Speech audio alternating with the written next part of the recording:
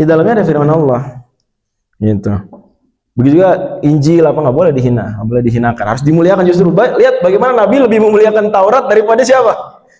Daripada Yahudi. Oke.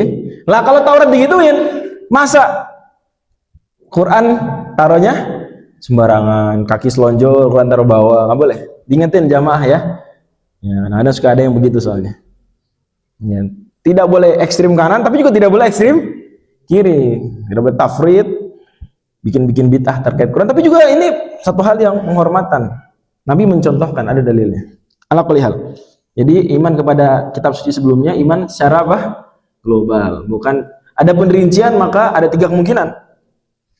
Isi Taurat, Injil, dan juga literatur ahli kitab secara umum ada 3 kemungkinan. Kemungkinan pertama, dalam Islam ada yang menyetujui, ya. Pembahasan al-Israiliyat. Israiliyat tuh hal-hal yang ada dalam kitab suci ahli kitab, atau baik Taurat, Zabur, Injil maupun literatur lain. Ya, Mishnah, Talmud, ya, dan saudara-saudaranya. Midrash, ya itu semua kayak gitu-gitu. Pernah lihat nggak kitab itu sih? Ya, Syekhana Syarawi waktu di New York, saya dibawa Marabai. Lihat, ini Mishnah, ya, ini Talmud, kasih lihat. Rabai yang pro Israel, namanya pro Israel. Ya, dan dia penghasut apa? Orang-orang Arab untuk dukung Israel, biar normalisasi. Waktu di Israel juga pas IMF tuh dibawa ke dalam sinagog, ya. Lihat, Taurat gede-gede. Al-Qiyal. Jadi memang ada literatur-literatur lain, bahasa kita ya mungkin hadis gitu, seperti hadis gitu, atau riwayat-riwayat lah. Nah itu Israiliyat namanya. Ya. Lah Israiliyat ini ada 3 kemungkinan. Kemungkinan pertama,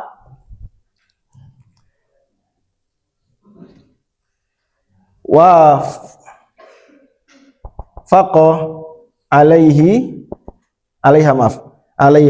syar'una. Syariat kita apa? Setuju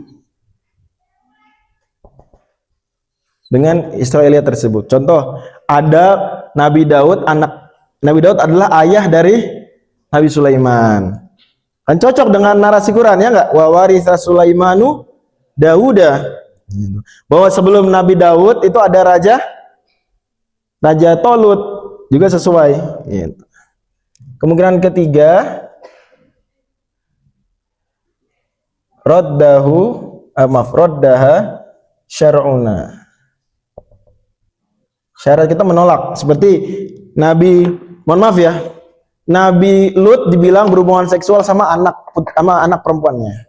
Ada juga. Maka kalau ini diterima, kalau ini harus apa? Ditolak, nggak boleh. Gitu.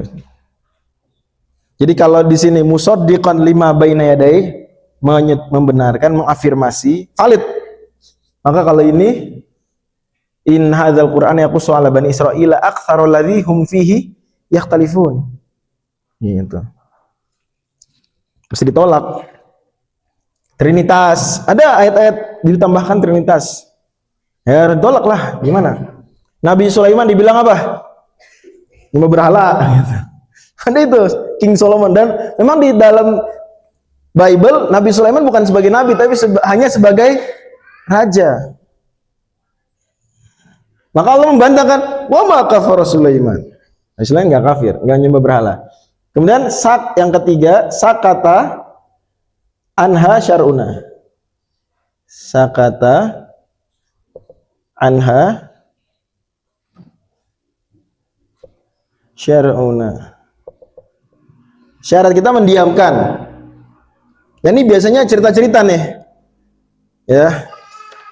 Seperti misalnya Nabi Lut punya 2 putri.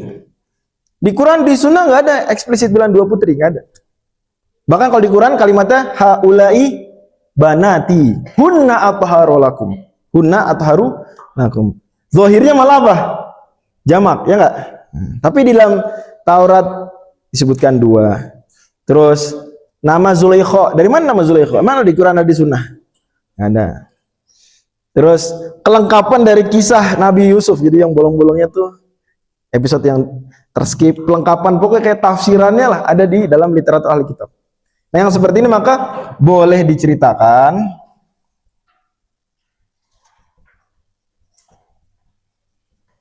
ya, tapi tidak wajib dipercayai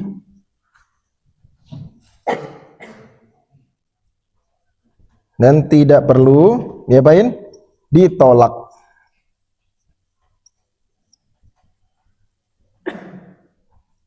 Kata Nabi SAW, hadithu an Bani Israila wala haraj. Ceritakan saja dari Bani Israel, gak masalah. Dalam riwayat lain itu hadis Bukhari. Dalam riwayat lain masih Bukhari, la tusaddiquhum wala tukadzibuhum. Jangan percaya, jangan juga gak percaya. Gitu, jadi kayak hadis ahad gitu. Yang tidak ada korinahnya.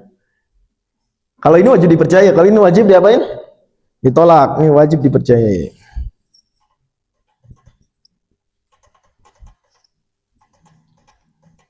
Ini wajib apa? Ditolak. Ini diterangkan yang seperti ini oleh para ulama, misalnya Al-Hafidz Ibnu Hajar Al-Asqalani dalam kitab Fathul Bari. Ketika menerangkan hadis barusan, haditsu an Bani Israila wala haraj. Jadi nggak apa-apa menceritakan Israiliyat, boleh nggak? Boleh. Makanya buku-buku tafsir banyak juga yang tafsir lihat. Ini sengaja nih edisi menguji iman. Apa lagi mati listriknya? Coba nanti, takut kesian teman-teman juga, saya juga. Apa kedinginan? Oh ya udah, kalau kedinginan biarin. Enggak apa-apa, sip, enggak masalah. Enggak masalah. Jelas nggih? Alhamdulillah. Silakan Ustadz Hamid. Tafadhol ya Ustadz Hamid Rizq Al-Jaufani.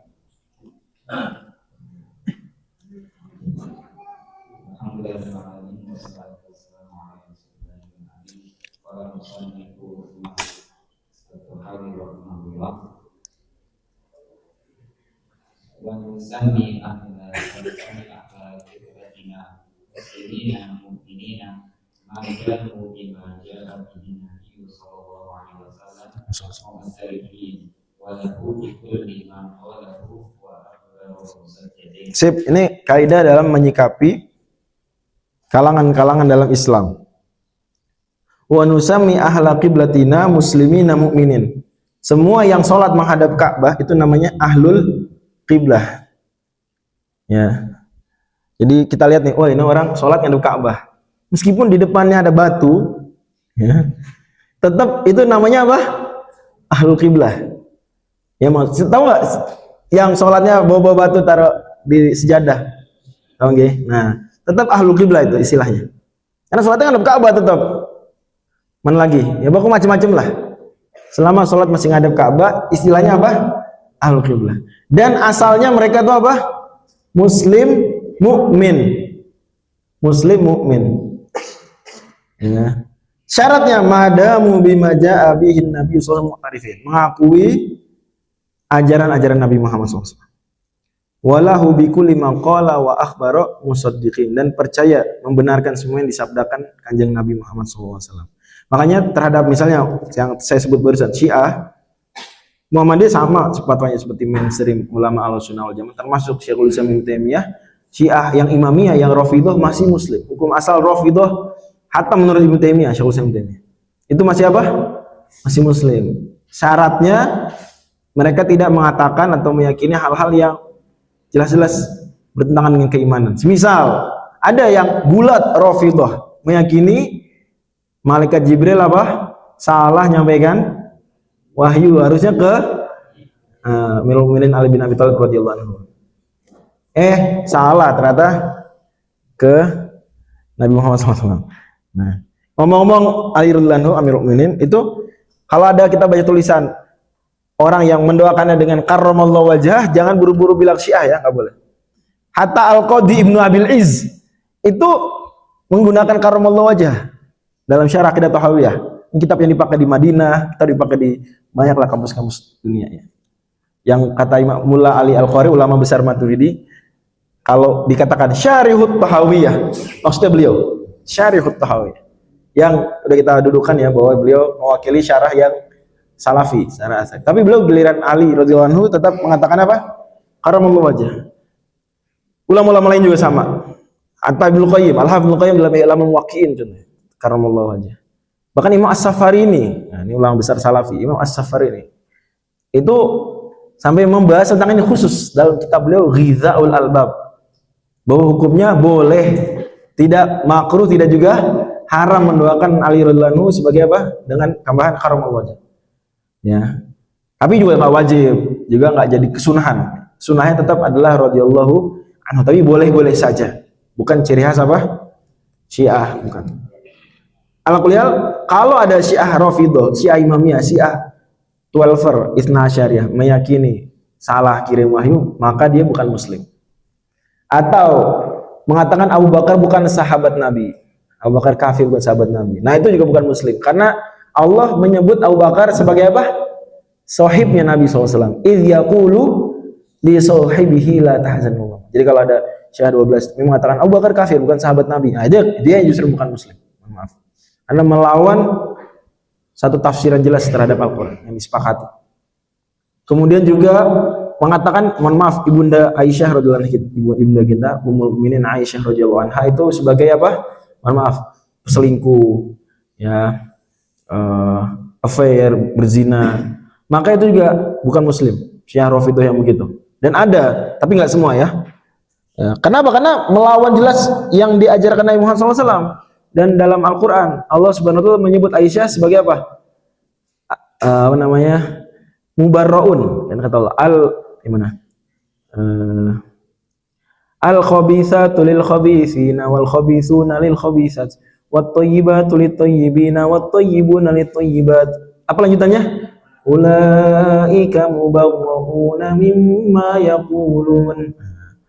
Perempuan yang suci bagi laki-laki suci, perempuan yang buruk bagi laki-laki yang buruk. Nah, itu makanya kalau mau dapat jodoh yang bagus, kita harus apa dulu? Memantaskan diri. Menjadi orang yang soleh-solehah. Nanti Allah jodohkan. Nah, kata Allah, ulaika, berarti kan Aisyah, itu kan semua nafsir sepakat bahwa Aisyah radhiyallahu anha masuk dalam apa? At-Tahirat. Karena At-Tahirat litohirin. Nabi Muhammad SAW tahir. Aisyah bertahirat. Nggak mungkin dijodohkan yang begitu. Lebih lagi, kata Allah, ulaika mubarrauna, mereka itulah yang dibersihkan namanya dari tuduhan tersebut. Mimma yaqulun. Maka kalau ada Syiah Rafidhah bilang Bunda kita Aisyah berzina, mohon maaf, maka ya bukan muslim. Jelas nggih? Dan berlaku juga bagi Mu'tazilah muslim, Khawarij muslim, dan seterusnya. Kalau Ahmadiyah yang Qadian meyakini ada Nabi selain Muhammad, muslim nggak? Bukan. Ya. Jadi dia ahlu kiblah, tapi bukan lagi muslim. Salatnya ada Ka'bah, betul. Ada Ka'bah salatnya. Ya, cuma bukan lagi muslim. Di Chicago masih ada Syekh Rafiq masjid, masih ada di Chicago, besar. Ya. Di dekat kota Depok juga ada. Perbatasan Depok Jakarta itu ada. Di Depok pun ada, disegel. Nah, disegel. Terlepas disegelnya apa, tapi setidaknya ya memang kalau di HPT udah ada Ahmadiyah meyakini Nabi selain Muhammad ya bukan muslim, gitu ya. Tinggal soalannya kemudian disikapi bagaimana, itu isu lain. Ya, itu menimbang maslahat mudarat, strategi dan seterusnya. Tapi secara hukum keislaman ya bukan, mohon maaf. Tapi ini asalnya semua yang sholat menghadap Ka'bah dihukumi apa? Muslim mukmin. Nah, mendingan mana? Salah dalam menghukumi bukan Islam atau salah dalam menghukumi Islam? Mendingan mana? Salah dalam menganggap Islam atau salah dalam mengkafirkan? Mana yang lebih mending? Salah dalam menganggap Islam. Bahkan sebisa mungkin tabayun, dicek, dibawa ke pengadilan untuk memvonis. Nggak boleh sembarangan, ya. Jadi pembahasan-pembahasan di kitab Riddah ada di buku fikih. Hal-hal yang membuat seorang murtad itu bukan tujuannya dipakai untuk kemudian ngelihat sekeliling. Siapa nih? Hari ini mau memurtadkan siapa ya? Ngafirin siapa lagi nggih? Yang gitu. Wali Songo capek-capek apa? mengislamkan Indonesia, mengislamkan muslim atau orang-orang di Indonesia, di Pulau Jawa lah at least. Lah kok pendakwah malah hobinya ngapain? Ngeluarin orang dari Islam. Jangan begitu. Jadi diajarkan hal-hal tersebut untuk kewaspadaan, ya, diwanti-wanti. Tapi urusan vonis, ya itu sangat harus berhati-hati. Lanjut, Ustadz Mirza, silakan.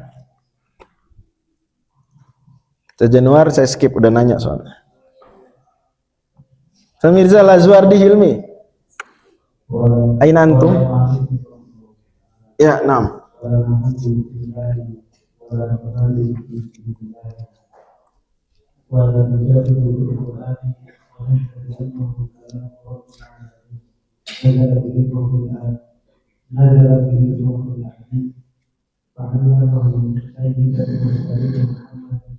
Sallallahu alaihi wasallam.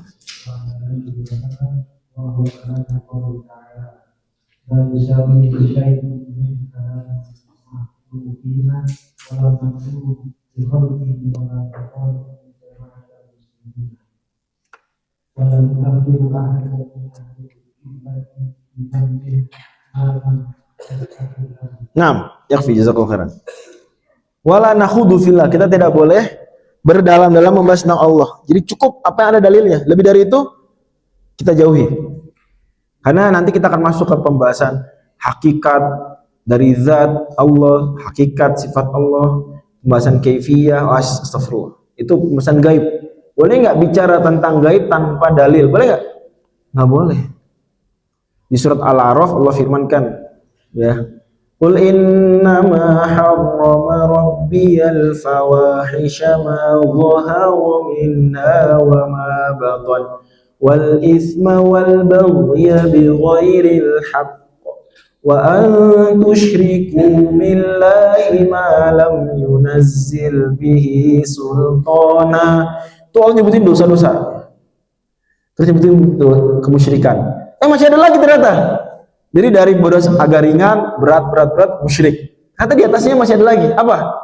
Wa antaqulu 'ala Allahi ma la ta'lamun. Berkata tentang Allah tanpa ilmu, enggak boleh.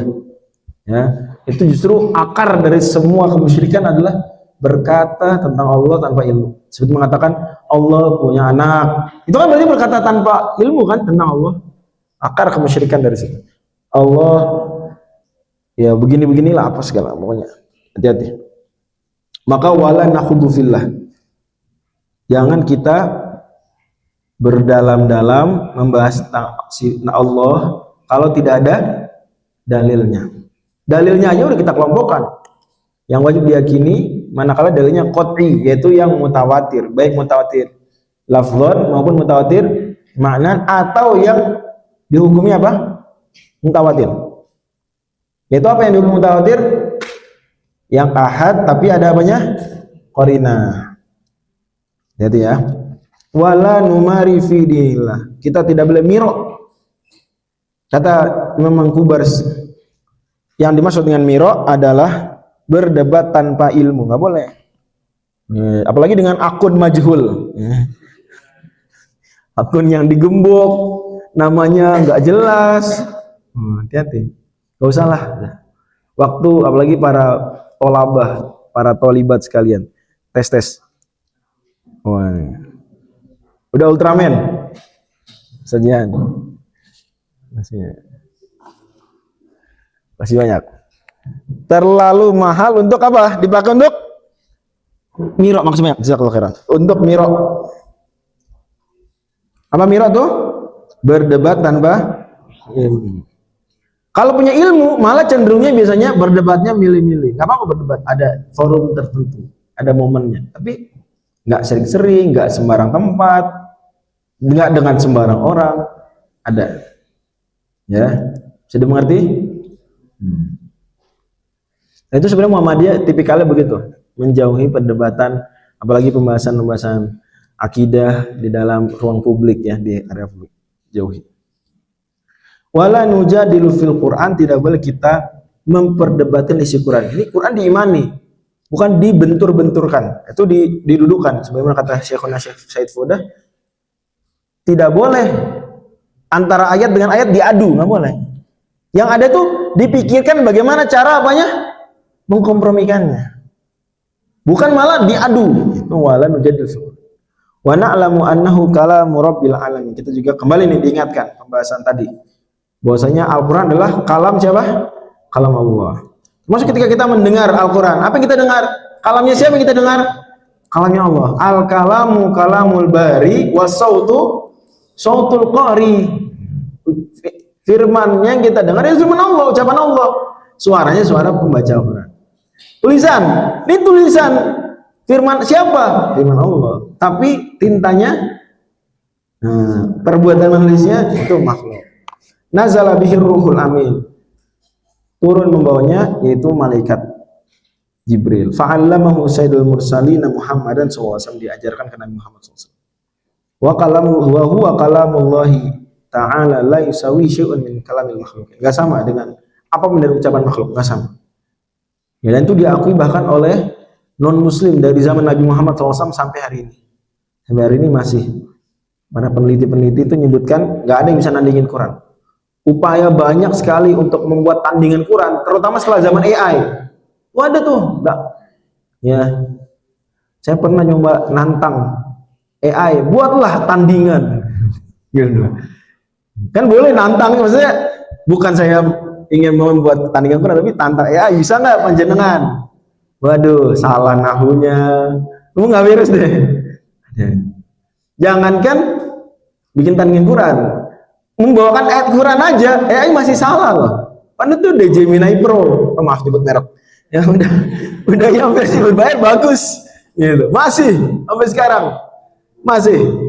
Jadi menghafal Quran ini sangat useful, tenang aja, nggak akan pernah. Bahkan diakui YouTuber, influencer terkenal yang terkenal lah, kira-kira ingin mendowngrade hafalan Quran itu jadi nggak penting apa.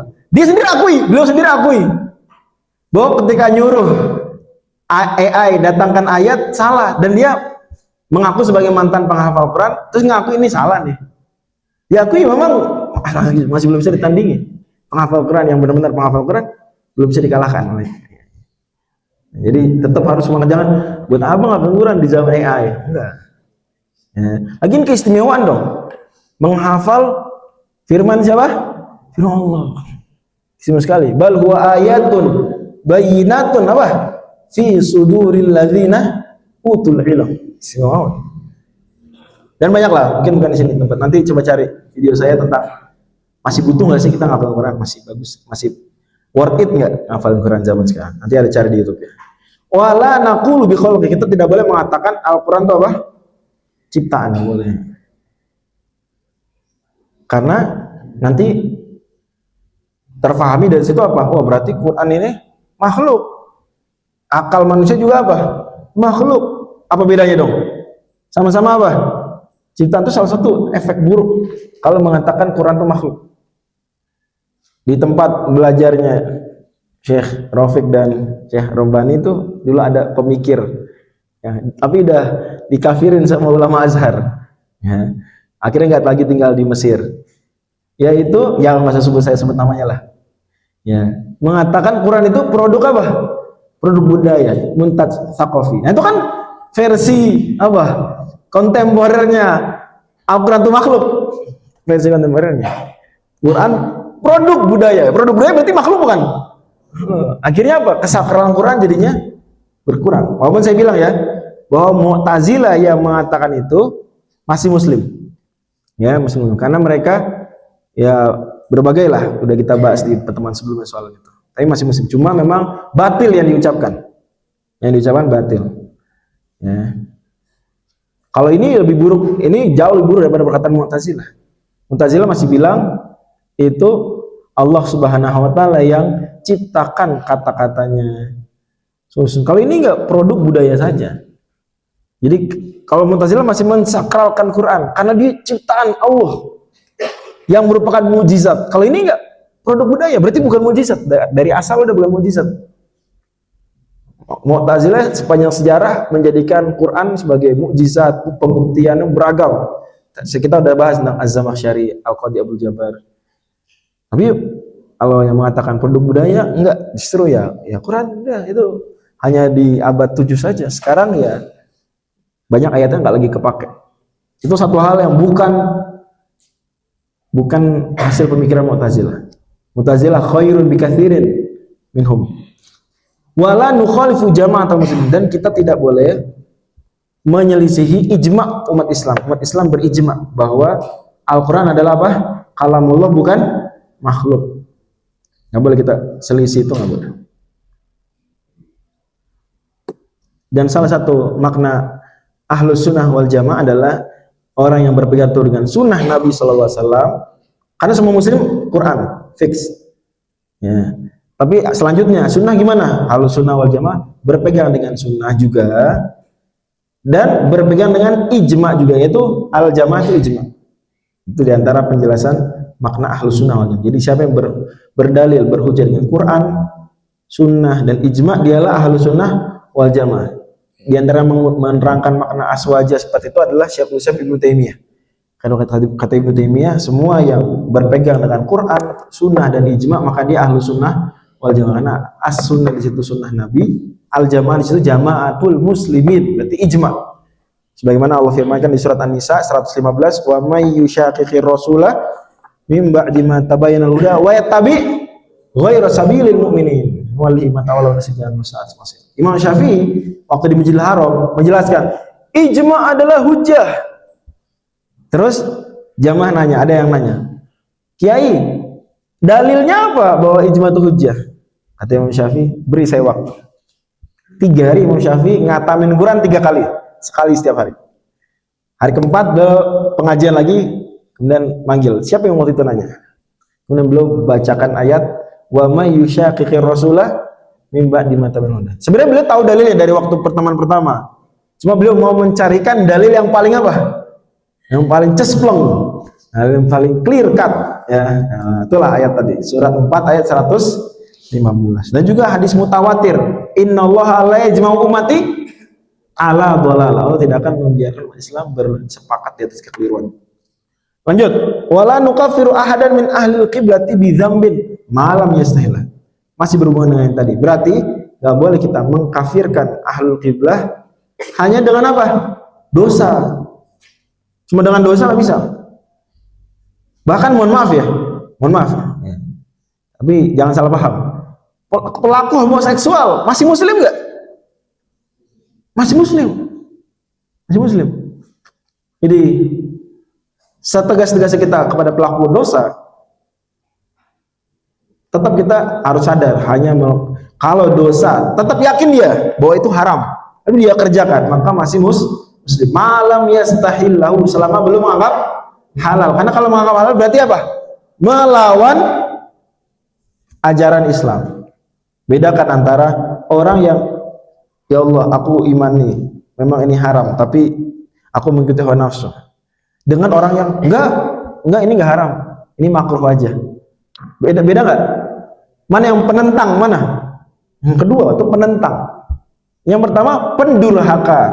Yang kedua penentang. Nah, kafir itu yang nomor 2. Bukan kita mau meremehkan, nggak boleh.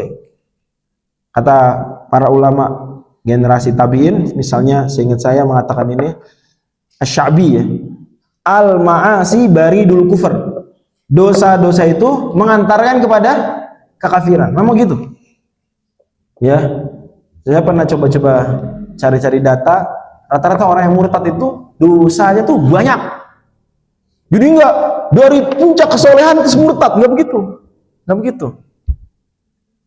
Dia sebenarnya banyak sekali dosanya.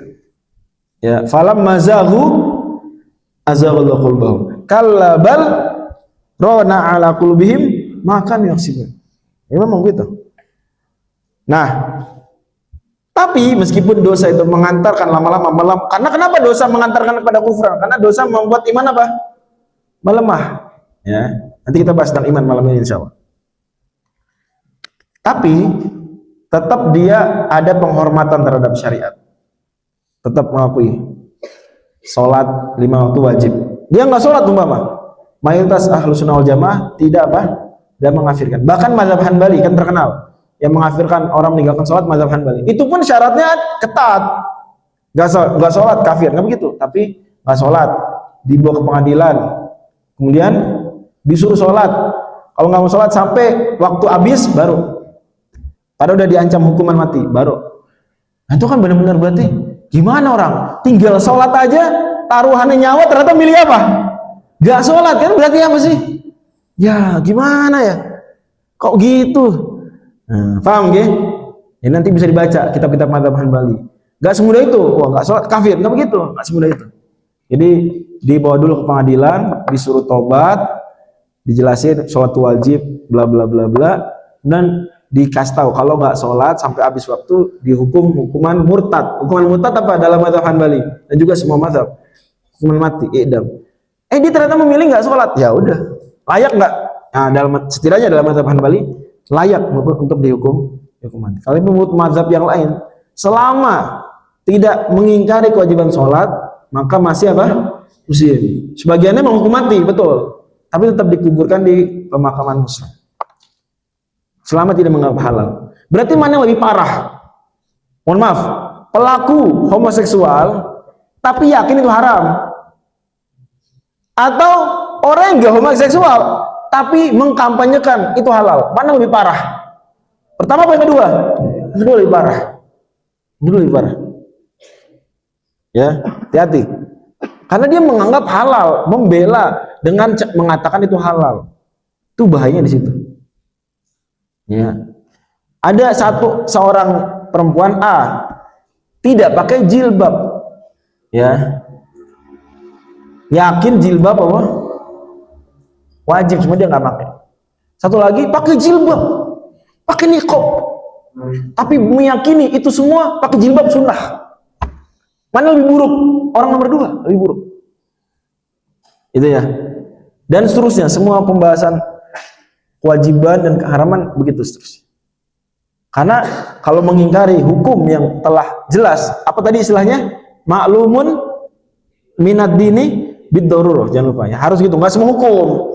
Kamu ya bilang qunut subuh tidak sunnah. Kamu mengingkari syariat. Kafir. Nggak begitu.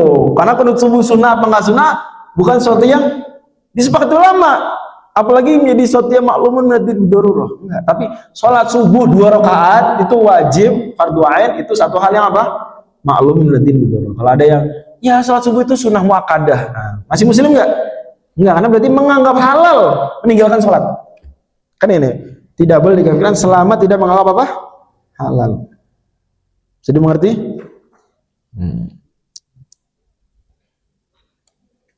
Kata Imam An-Nasiri, wal maksiyatu diddu ta'ah la diddul iman wa innama diddul iman huwa al-kufr. Maksiat itu bukan maksiat itu lawannya adalah apa? Taat, kemaksiatan, ketaatan. Maksiat bukan lawan dari iman. Lawan dari iman apa? Kekufuran. Berarti harus dia melakukan kafiran. Misalnya menganggap halal. Gitu ya. Atau sesuatu yang selevel dengan menganggap halal. Wallahu a'lam bishawab. Lanjut. Nah, sebagai tambahan, ada sebagian pensyarah yang menganggap, oh, kok dibatasi hanya kalau menganggap halal. Padahal ada loh perbuatan-perbuatan yang itu tanpa perlu menganggap halal itu kekafiran. Semisal sujud kepada berhala, itu kekafiran.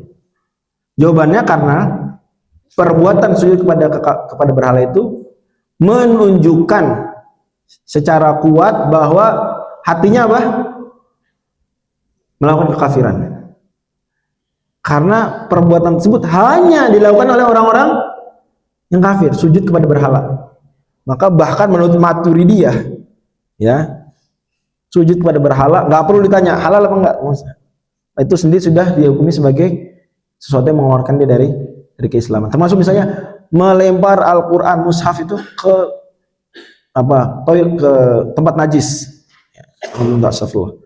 Ya. Itu juga sama. Itu merupakan langsung kekufuran. Meskipun dia nggak perlu diklarifikasi, maksudnya secara asal ya, nggak perlu sampai dia menganggap halal apa enggak, karena perbuatan sini menunjukkan bahwa perilaku tersebut tidaklah dilakukan kecuali oleh orang yang di hatinya apa? Ada kekafiran, ada kemunafikan. Demikian. Tapi memang itu secara garis besar dikatakan selama tidak menganggap halal. Atau yang selevel dengan itu, yaitu semisal perbuatan-perbuatan yang menunjukkan dia itu apa? Menganggap halal.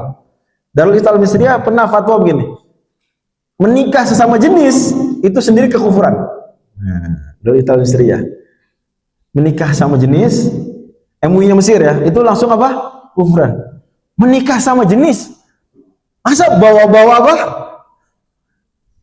Ijab kabul, sampai saya terima nikahnya, asyhadu alla ilaha, tapi nikah sama jenis itu berarti menunjukkan apa? Benar-benar hatinya tuh mengingkari, meremehkan, tidak menghormati lagi Islam.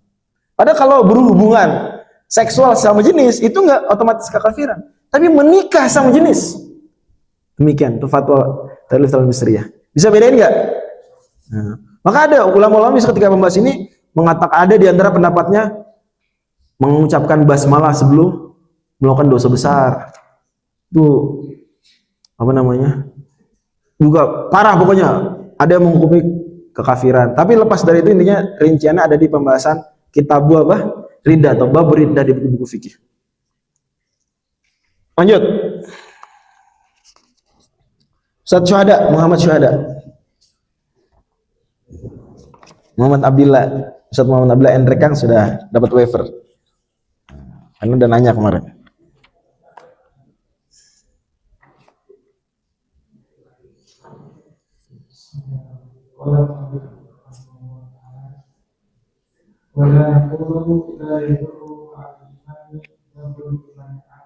Ya. Tapi meskipun kita katakan pelaku dosa besar tidak kafir, tapi dosa besar dan perbuatan dosa semua tetap berdampak buruk nggak bagi keimanan? Tetap. Wala naqulu la yadurru ma'al imani dzambun liman amilahu. Nah, disinilah Maturidiyah yang disebut sebagai apa kemarin? Julukan lainnya Murji'atul Fuqaha. Murji'ah. Ya. Itu berbeda dari Murji'ah beneran. Maka Imam Ibnu Abil Iz sama seperti Ibnu Taimiyah katakan, perbedaan Murji'atul Fuqaha dengan muhaddisun khilafnya kebanyakannya apa? Mayoritasnya lafzi. Mayoritasnya lafzi. Termasuk di sini Imam Ibnu Abil Iz juga katakan begitu. Beliau begini, wal ikhtilaful ladzi baina Abi Hanifah wal a'immatil baqina min ahli sunnah ikhtilafun suri. Perbedaan apa? Ya bentuk aja, cara pengungkapan. Nanti ada rincian soal ini. Di antara yang menunjukkan itu perbedaan cuma ungkapan, khilaf lafzi dalam banyak kasusnya, mayoritas kasusnya, sebagaimana kata Ibnu Taimiyah. Dan masih Murji'atul Fuqaha masih apa? Masih Ahlussunnah. Dan ini poin penting. Kalau Murji'atul Fuqaha, Maturidiyah masih Ahlussunnah wal Jamaah, menurut apa namanya para ulama-ulama Hanbaliyah, maka Asy'ariyah juga sama. Dan itu yang dilakukan Imam Ibnu Abil Iz dalam Syarah Aqidah Tahawiyah. Beliau di banyak tempat, setidaknya dalam hitungan saya di 4 tempat, beliau menyebut Asy'ariyah dan Maturidiyah itu sebagai Ahlussunnah wal Jamaah, walaupun tidak begitu eksplisit. Beliau menyebutkan Ahlussunnah wal Jamaah berbeda pendapat A, B. Tapi itu kita tahu itu pendapat Asy'ariyah, pendapat Maturidiyah. Gitu, biasa. Jadi oleh Imam Ibnu Abil Iz, ya, pensyarah terbaik dari kalangan Hanbaliyah terhadap Aqidah Tahawiyah pun mengategorikan masih Ahlussunnah wal Jamaah. Karena perbedaannya kebanyakannya apa? Lafzi. Buktinya apa? Lihat. Tetap mengatakan maksiat membahayakan apa? Keimanan. Membahayakan keimanan.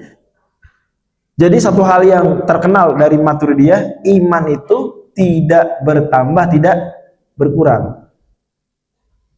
Padahal mayoritas Ahlussunnah wal Jamaah mengatakan apa?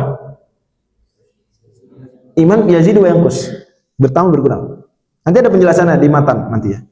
Tapi meskipun begitu, apa berarti menurut Maturidiyah bahwa maksiat itu tidak membahayakan keimanan? Nggak apa-apa gitu imannya meskipun nggak berkurang? Betul nggak berkurang, tapi imannya apa? Melemah, mirip-mirip lah. Nggak berkurang, cuma apa? cuma tetap berbahaya. Ya. Nih, faqad warada al-kitabu bi wa'idi ashabil kabair wa waradatil akhbar wal mustafidatu fi ta'dib ashabil kabair wa syafaatihim wa ala dzalika ijma'u ahli sunnah wal jamaah. Itu tetap ada bahayanya. Cuma bahayanya tidak dalam bentuk apa? Iman berkurang. Tapi dalam bentuk nanti dia terancam neraka. Tetap imannya jadi tidak kokoh, tapi imannya tetap nggak berkurang. Kenapa nggak berkurang? Nanti ada penjelasannya. Lanjut, Ustadz Hasbi Haikal, Muhammad Hasbi Haikal.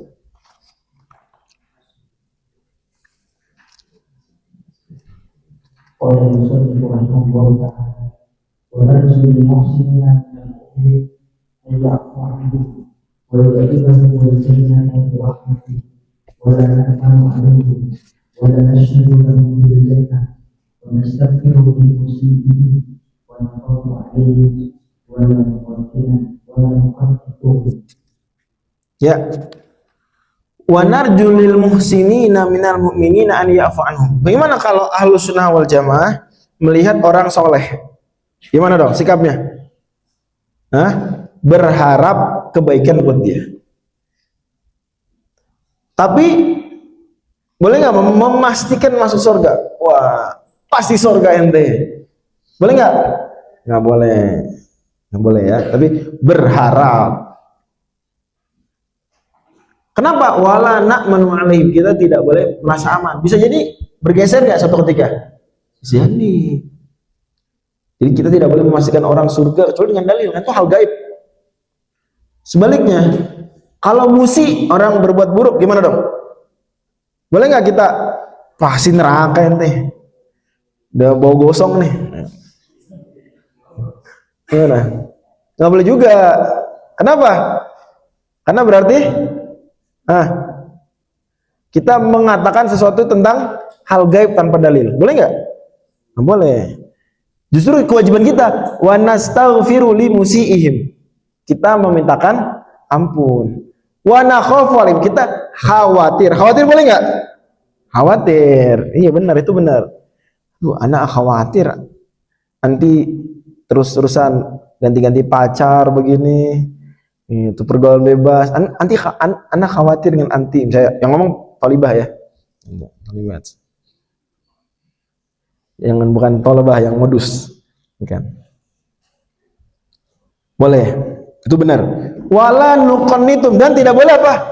Nuqannit. Apa arti nuqannit? Membuatnya putus asa.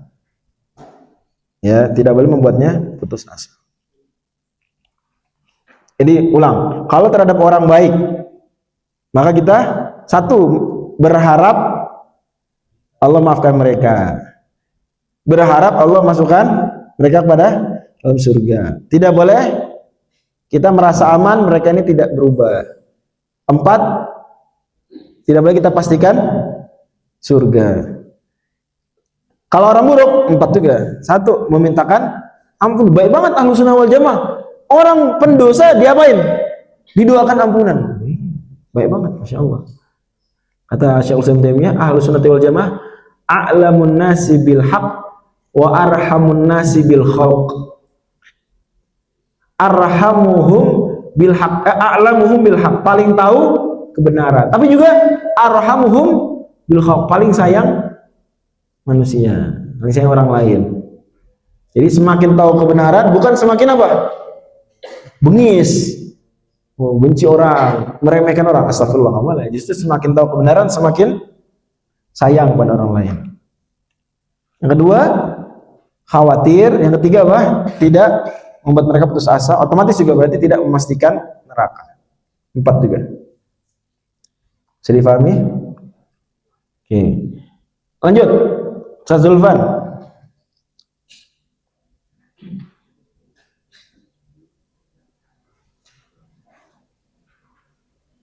Silakan.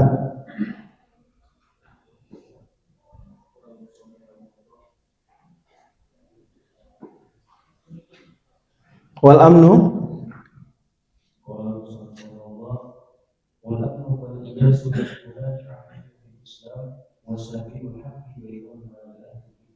ya. ولا يخرج عنه من الإيمان إلا بحسب ما قال. Sip. Oke, cukup. Merasa aman dan putus asa itu bisa mengeluarkan dari agama. Merasa aman di sini, merasa aman dari makar Allah. Merasa aman, kepedean dari berubah. Nggak boleh. Harus kita merasa apa? Khawatir. Tapi juga nggak boleh iyas. Apa iyas? Putus asa dari rahmat Allah. Innahu la yai'asu min rauhillah illal qaumul kafirun. Nggak boleh. Nggak boleh putus asa dari rahmat Allah. Jadi pertengahan. Wasabilul haqqi bainahuma lil qiblah. Dalam surat As-Sajdah Allah firmankan ayat 16, yad'una rabbahum khaufan wa tama'an. Penuh takut tapi juga penuh harap, tengah-tengah. Kata para ulama, misalnya Imam Ibnu Hajar Al-Haytami, standarnya khauf dan roja, harap dan takut itu balance. Tapi dalam kondisi banyak nikmat, yang dikuatkan apa? Khauf. Dalam kondisi susah, yang dikuatkan roja, harap. Jadi ya tarik ulur gitu. Kalau mau meninggal yang dikuatkan apa berarti kalau gitu? Harapan. Sehat walafiat yang dikuatkan apa? Sehat walafiat, lagi sehat, kaya, banyak duit, yang dikuatkan khauf, takut. Kan dia potensi untuk nyeleweng, ya nggak? Lagi sehat, banyak duit, maka dikuatkan khaufnya. Kalau udah sakit-sakitan, udah mau meninggal dunia, udah kata dokter tinggal 2 hari lagi pak, maka dikuatkan apa? Roja, harapan, ya Allah aku berharap, kayak gitu. Mohon maaf ya, berarti anak PUTM, tolabah dan tolibat ini dikuatkan apa kira-kira? Mohon maaf, apa yang dikuatkan berarti? Khauf ini pak, masih muda, jauh dari orang tua, di Jogja Raya, di Jogja lah ya, maksudnya DIY, Provinsi Jakarta, kota pelajar ya. Makanya dikuatkan apa? Khaufnya gitu. Bisa dimengerti? Dikuatkan khaufnya. Itulah irfani. Kalau di apa? Bayan Ibrahim Irfani, penguatkan khauf itu apa? Penguatan irfani. Lanjut. Wala tadi udah dibacakan. Wala yakhrujul abdu minal iman illa bijuhudi ma adkhalahu fi. Seorang hamba tidak keluar dari keimanan kecuali kalau dia mengingkari keimanan, mengingkari sesuatu yang memasukkan dia ke dalam keimanan. Saya bacakan, annahum bit tasdiqi wal qabuli dakhalu fil iman. Orang masuk Islam, masuk keimanan itu dengan mempercayai dan dengan menerima. Fal khuruju minhu na'udzubillahil azim yakunu birraddi wat takdzib. Maka keluar dari keimanan caranya dengan apa? Menolak, mendustakan. Bisa difahami?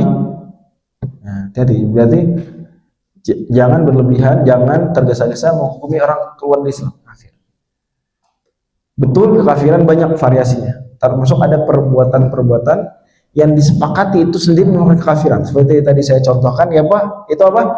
Sujud kepada berhala. Tapi itu karena menunjukkan apa? Sujud kepada berhala. Menunjukkan pengingkaran dalam hatinya. Lanjut. Ustaz Zulfan udah ya. Ustaz Kais Muqaddas. Anak kiai ini, Gus gitu. Nggih. Iya, Syekh Rafiq. Anak Kiai Fahmi. Nggih, benar. Anak Kiai Ustaz Busiro, anak Ustaz Muhammad Muqaddas. Hah? Ayo Gus, silakan Gus.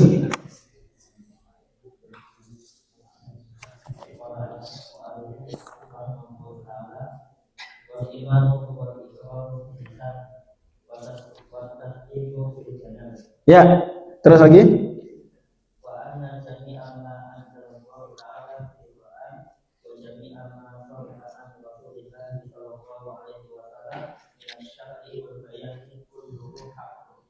Ya, sip. Nah, ini nih pembahasan keimanan yang paling dikritik dari Maturidiyah oleh oleh ahlu sunnah lainnya. Ya, soalan apa nih? Keimanan, terutama oleh Hanbaliyah. Karena mendefinisikan iman cuma berapa? Cuma dua unsur. Wal iqrar bil lisan wat tasdiqu bil janan. Asy'ariyah cuma satu bahkan. Apa? At-tasdiqu bil janan. Hanbaliyah atau Salafiyah baru tiga. Al-iqrar bil lisan wat tasdiqu bil janan wal amalu bil arkan. Namun, ya, semua-muanya sepakat poros utama keimanan itu di mana? Di hati.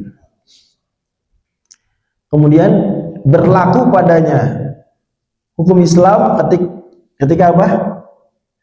Dia mengucapkan. Ya, seseorang sepakat ulama, seseorang yang dia mampu mengucapkan syahadatain, tidak ada halangan. Dia nggak ngucapin tanpa ada halangan, maka dia berarti belum apa? Belum masuk Islam, belum beriman. Dan semua sepakat bahwa amal soleh merupakan cabang-cabang keimanan. Cuma apakah dimasukkan dalam kalimat iman adalah atau tidak dimasukkan, itu perbedaan cabang. Saya coba uraikan dengan tulisan ya.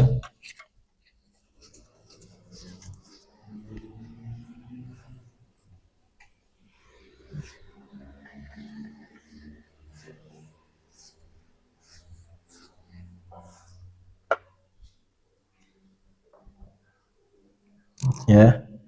Jadi mulai dari Maturidiyah dulu, Maturidiyah. Baru Asy'ariyah. Baru Hanbaliyah.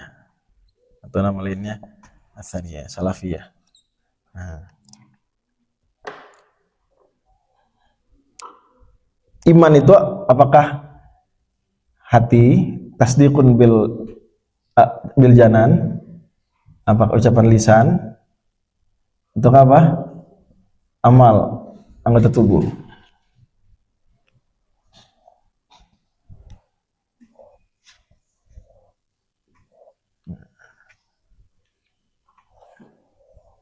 Sip. Bagi Maturidiyah, iman bagaimana di kitab ini apa? Wal iqrar bil lisan wa tasdiqun bil janan. Cuma dua. Asy'ariyah bilang tasdiqu bil janan aja. Salafiyah Hanbaliyah bilang tasdiqun bil janan, iqrar bil lisan wa amalun bil arkan. Ini memang perbedaan naratif, perbedaan secara narasi. Ya. Namun sebenarnya ada cara titik-titik kesamaan, titik temunya. Contoh, semua sepakat ya bahwa amal ini cabang dari apa? Keimanan. Dalilnya apa? Hadis Syu'abul Iman, hadis mutawatir. Ya, al-imanu bid'un wa sittuna syu'bah. A'laha qaulu la ilaha illallah wa adnaha imatatul adza 'anit thariq. Wal haya'u syu'batun minal iman. Itu hadis bicara tentang apa itu? Cabang-cabang keimanan. Salah satu cabangnya adalah imatatul adza 'anit thariq. Menyingkirkan gangguan, umpama apa misalnya? Paku gitu dari jalan. Saya depan pusbang ada paku. Orang mau ke Kaliurang apa? Khawatir melindas itu paku, bocor bannya. Maka kita angkat paku tersebut. Itu hati, lisan apa amal? Amal. Tapi Nabi sebut sebagai apa? Cabang keimanan. Dan semua sepakat kalau orang tidak melakukan itu masih mukmin nggak? Masih. Maka sering didefinisikan bahwa amal itu adalah syartu kamal. Apa? Syartu kamal. Sebagaimana diterangkan Imam As-Safarini, Imam Al-Mardawi dan lain-lainnya, syartu kamal. Mau dibilang rukun juga bisa-bisa aja, dibilang syartu sihah juga bisa-bisa aja. Tapi narasi paling populernya syartu kamal. Jadi cabang dan syarat sempurna, kesempurnaan. Terus meskipun Asy'ariyah bilang iman bukan lisan, ya, karena iman itu tasdik, percaya. Namun seseorang baru dihukumi apa? Diperlakukan sebagai muslim manakala mengucapkan dengan lisannya. Kalau nggak mengucapkan dengan lisan, padahal mampu, tidak dihukumi sebagai muslim di dunia ini. Ini juga titik sepakat. Jadi ini syarat diperlakukannya seseorang sebagai, misalnya sekarang nih, ya ada Syekh Rafiq dengar Profesor John Esposito meninggal. Sedih. Ya, ya. Nah, itu kata Syekh Hamzah Yusuf, atau adalah yang menukil dari Syekh Hamzah Yusuf. Udah syahadatain depan Syekh Hamzah Yusuf. Dan itu seolah menjelaskan perkataan Profesor Jonathan Brown waktu itu dalam podcast. Kata Profesor Jonathan Brown, ada orientalis masuk Islam secara sembunyi-sembunyi. Nah, mungkin salah satunya, insya Allah saya agak merinding nih, agak mata saya nahan-nahan nangis nih. Ini salah satunya Profesor John Esposito. Ya Allah ya. Rajulun mu'minun yaktumu imanahu. Ya. Minum min ali Firaun, bukan min ali Firaun. Yaktumu imanahu. Nah, syarat diperlakukan sebagai muslim, seseorang sebagai muslim. Jadi kalau John Esposito sebagai, sama sekali nggak ngucapin syahadatain, ya udah diperlakukannya sebagai apa? Sebagai bukan muslim. Gitu. Nanti antara dia dengan Allah, ya urusan dia dengan Allah. Kalau memang hatinya beriman. Gitu. Titik sepakat lagi. Amal kalau berantakan berbahaya nggak?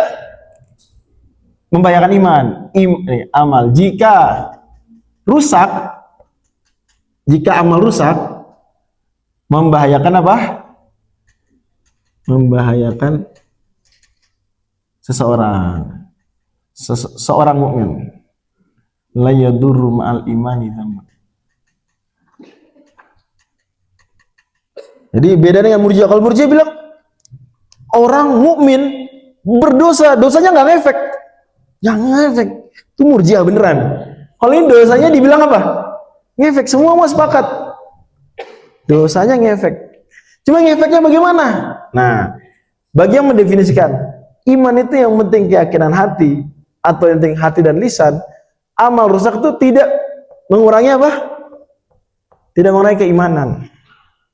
Maka banyak sekali dari kalangan Asy'ariyah yang mengatakan iman yang nggak bertambah, nggak berkurang. Imannya itu sendiri. Karena iman adalah apa? Yakin. Yakin berkurang nggak? Kalau berkurang jadi bukan yakin lagi, jadi apa? Jadi dzon, jadi dugaan. Jadi yakinnya nggak berkurang. Namun ya banyak Asy'ariyah kemudian membantah itu. Tetap mengatakan, enggak, kita katakan iman bertambah berkurang. Sebagian berkata Imam Syafi'i. Nah, itu nanti bisa dilihat urayana di Syarah Sahih Muslim.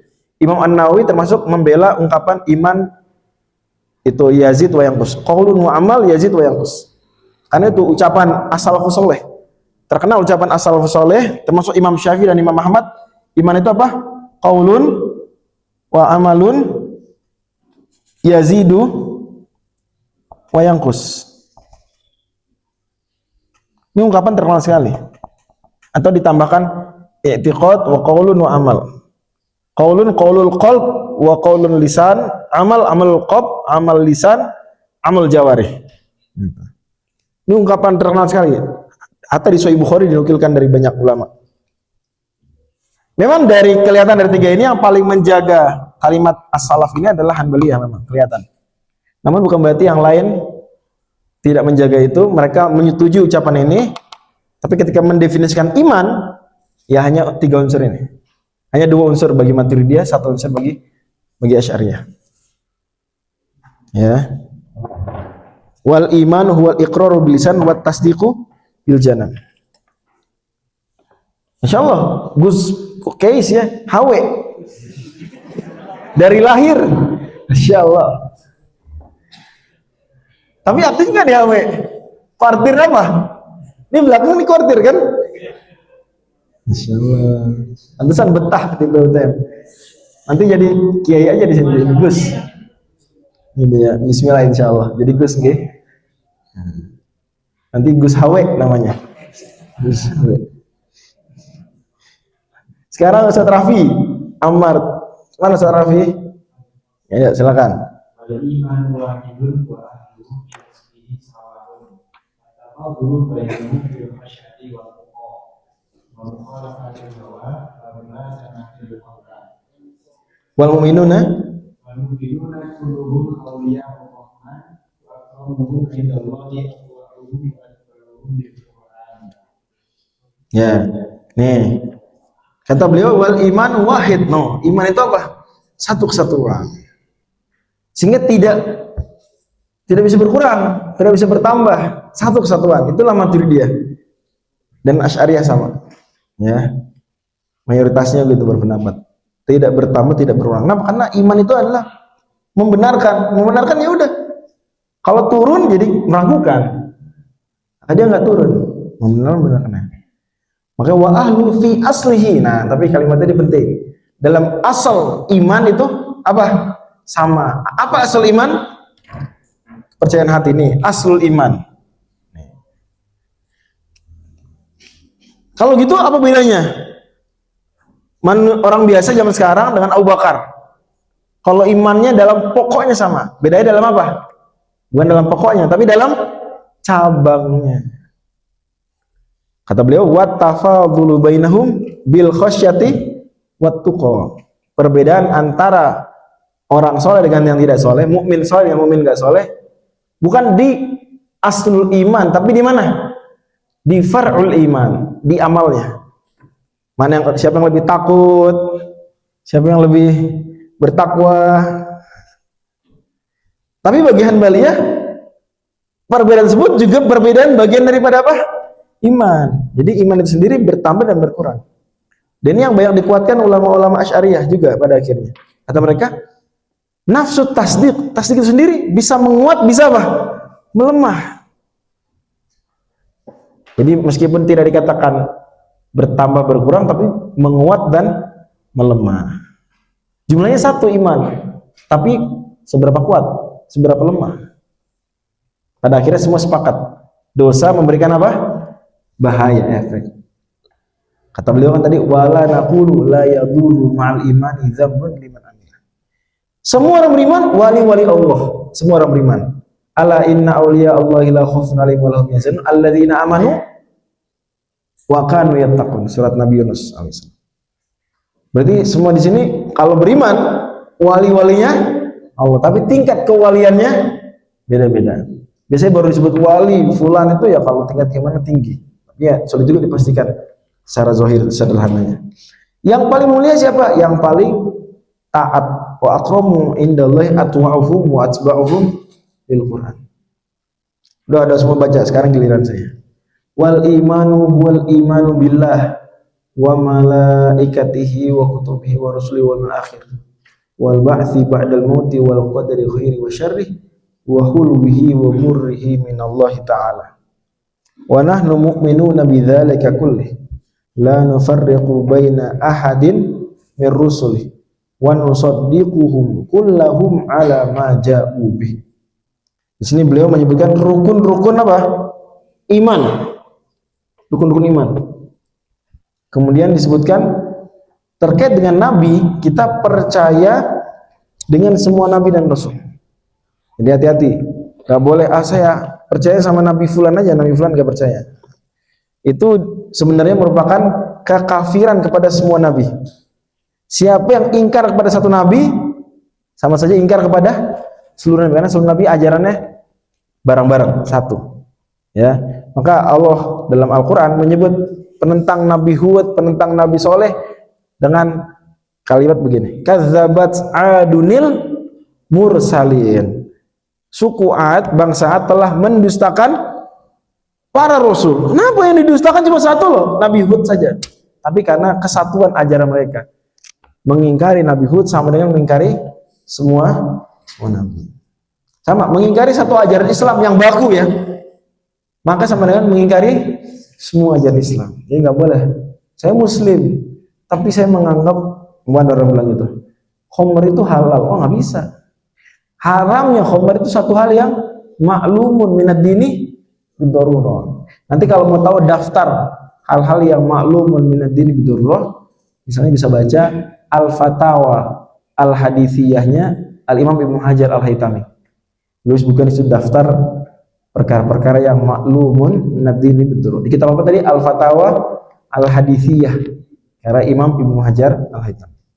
Wa ahlul kabairi min ummati Muhammadin sallallahu alaihi wasallam fin nari la yukhalladun idza matu wa hum muwahhidun wa illam yakunu taibin ba'da an laqullaha 'arifina mu'minin wa hum fi masyiatihim hukm in syaa'a ghafara lahum wa 'afa 'anhum bi fadlihi kama dzakara Allah ta'ala fi kitabih innallaha la yaghfiru an yushraka bihi wa yaghfiru ma duna dzalika liman yasha wa in syaa'a 'adzabahum fin nari bi'adlihi biqadri jinayatihim thumma yukhriju minha birahmatihi wa syafaati syafi'ina min ahli ta'atihi thumma yab'atsum ila jannatihi wa dzalika bi anna Allah ta'ala tawalla ahla ma'rifatihi wa lam yaj'alhum fid daraini ka ahli nukratihi alladzina khabu min hidayatihi wa lam yanalu min wilayatihi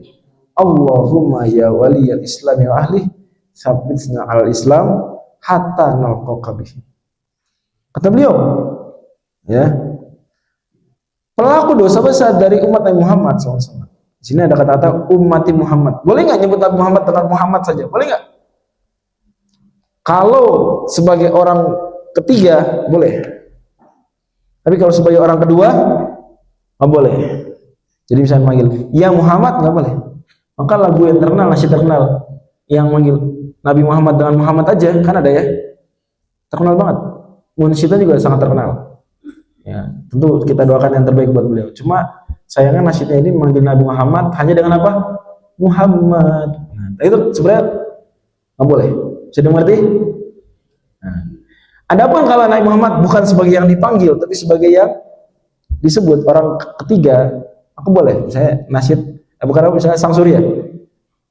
Ya Allah Tuhan Robiku Muhammad. Ini maksudnya sebagai orang ketiga kan? Junjungan, boleh. Di Quran pun begitu, wa ma Muhammadun illa rasul. Muhammad yang tidak dilakukan Allah di Al-Qur'an adalah memanggil Nabi Muhammad dengan ya Muhammad, enggak ada. Tapi selalu ya ayuhan nabi, ya ayuhan rasul. Nabi-nabi lain ya Musa, ya Isa, ya Adam. Ini Muhammad enggak. Jadi bedakan antara dua tadi. Bisa dimengerti nggak? Ngomong-ngomong Sang Surya adalah bagus, wallahualam ya, belum ada fatwa tadihnya, adalah bagus di seling-selingnya tuh baca sholawat Muhammad, kan gak ada nada kan, sallallahu alaihi wasallam, junjungan, supaya mendapatkan pahala, karena khawatir masuk ke dalam hadis al-bakhilu man dzukirtu indahu falam yusalli alaihi. Orang pelit yang nama kau disebut memang tidak sampai wajib, betul ya, cuma bagus. Itu sengaja memang nggak ada, oleh Kiai Jarnawi nggak ada nada di situ, nggak ada nada. Coba aja dengerin, kayak sepi ya nggak sih? Muhammad sepi. Kalau yang lain kan ada nadanya kan, begitu sepi. Wallahualam, itu bagus dipakai untuk apa? Salat Muhammad sallallahu alaihi wasallam. Junjungan. Sempat kok, masih sempat, cukup itu.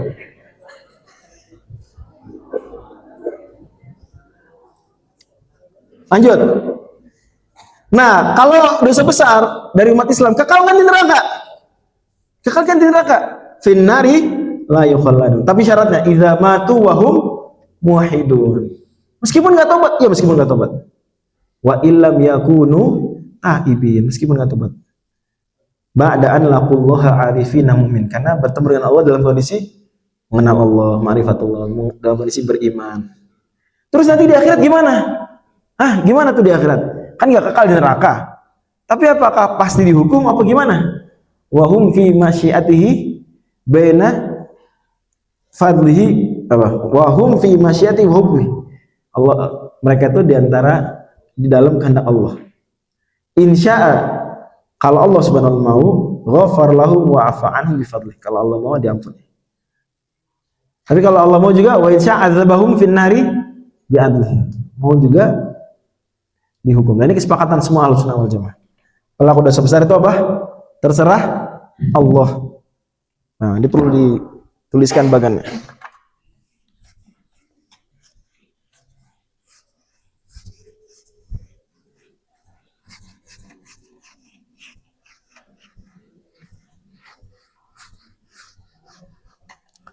Jadi dosa itu dosa ya.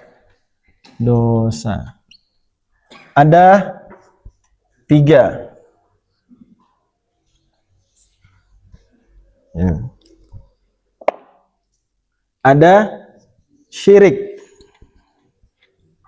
Ada kabirah.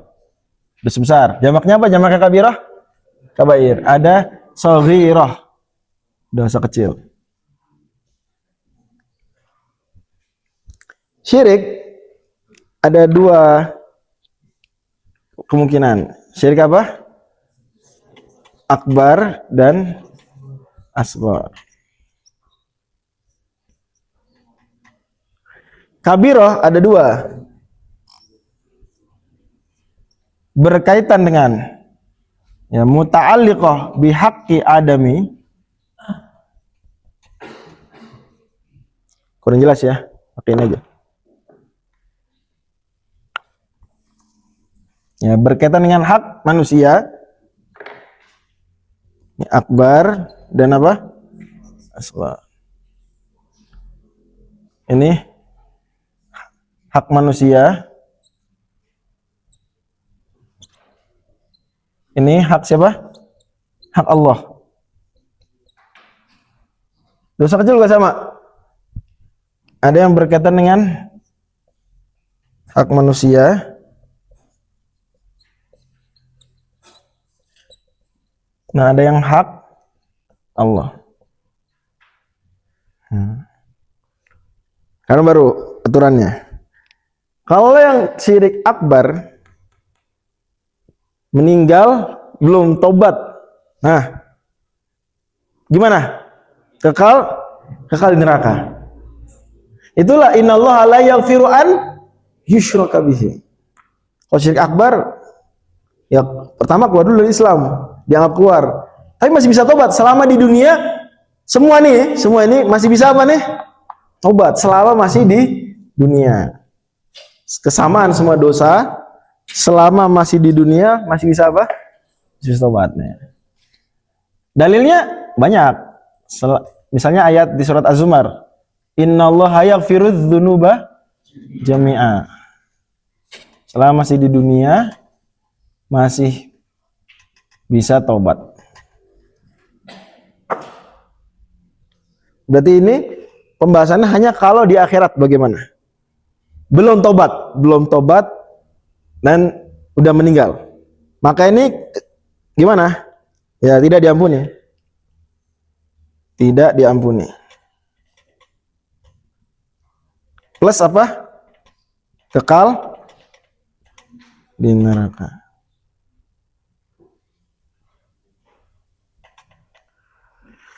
Syirik kecil, ulama beda pendapat. Ya. Apakah dia disamakan dengan dosa besar? Apakah disamakan dengan syirik besar? Ya, karena kalimat innallaha la yaghfiru an yushraka bihi. Masuk enggak di situ syirik kecil? Ayyusyraka dalam nahwu itu sama aja syirkan. Innallaha la yaghfiru syirkan.